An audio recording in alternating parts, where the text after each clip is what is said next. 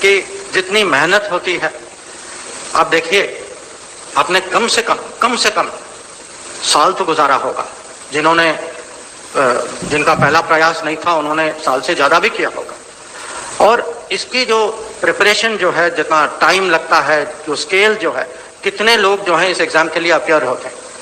और जो आपकी ओर से जो एफर्ट जो है और उसके साथ जो टेंशन जो होता है, ये मैं सचमुच आपको कह सकता हूं कि दुनिया में ये एक बहुत अनोखा, बहुत ही स्पेशल एक्सपीरियंस।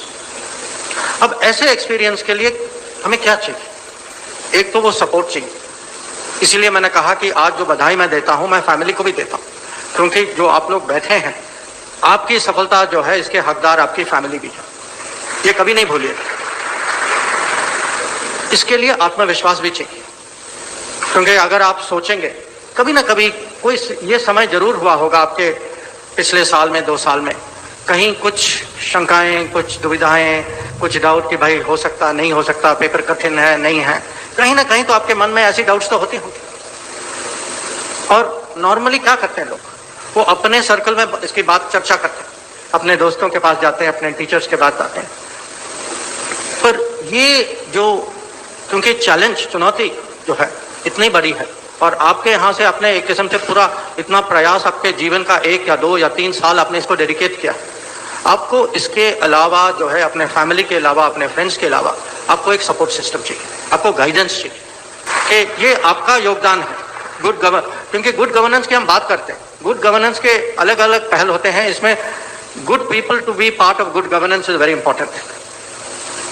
एंड इसमें आप लोगों का जो योगदान जो है, उसकी मैं सराहना करता हूं, उसकी मैं प्रशंसा करता हूं। अब जब मैं अपनी जो उस समय की बात, जो मेरा जो अनुभव था, बहुत कम ऐसे कोचिंग सर्कल्स भी थे,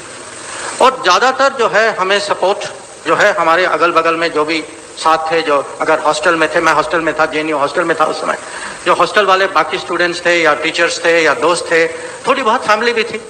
अब मेरा सौभाग्य था कि 1 साल पहले मेरे बड़े भाई जो हैं, पीके बसु के दोस्त हैं, उन्होंने परीक्षा वो सफल हुए, वो आईएएस में उनकी रैंकिंग जो थी कि वो आईएएस में आई।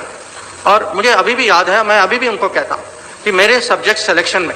उन्होंने मुझे प्रोत्साहित किया, क्योंकि मेरे मन में उस समय थोड़ी सी वो डाउट थी कि एग्जाम लें ना लेंगे, अगर नहीं सफल होंगे तो क्या होगा, उसमें क्या चॉइस नहीं। एग्जाम सिस्टम उस समय कुछ और था, ये प्रीलिम्स और मेन नहीं थे, एक ही एग्जाम था। और मैंने जो है इतनी सहायता ली कि मेरे पेपर सिलेक्शन जो है, कुछ ऐसे सिलेक्शन किए जो मेरे भाई के नोट्स का मैं उपयोग कर सकूं। तो अगर उसके बाद अगले साल मैं वहाँ एग्जाम में मुझे सफलता मिली, एक किस्म से उसकी क्रेडिट जो है मैं अभी भी उनको कहता हूँ, कुछ तो क्रेडिट उनको भी मैं देता हूँ। अब एग्जाम के बाद आप सब जानते हैं कि उसके बाद असली चुनौती इंटरव्यू में आती है, और इंटरव्यू में जोक्स बताना थोड़ा खतरनाक ही होता है। तो उनका मैं मानता हूं कि वो उनकी किस्मत थी कि फॉरेन सर्विस वाले, क्योंकि हमको सुनने की आदत है, तो उनको अच्छा हुआ कि फॉरेन सर्विस के कोई चेयरमैन मिल गए, कम से कम जोक तो उन्होंने सुना और उसकी प्रशंसा भी की। और देखिए इंटरव्यू जो है, और अब इंटरव्यू आप लोगों का हो चुका है, तो आप भी एक किस्म से उस पर सोच सकते हैं और पुनर्विचार भी कर सकते हैं कि interview is not a function of knowledge. You can be a very smart person, very knowledgeable, you can know your subject very well,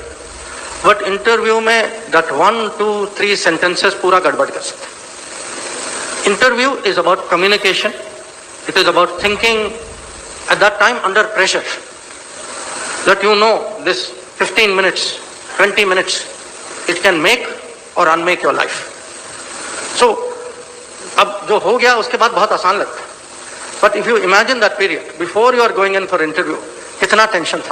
था ना टेंशन।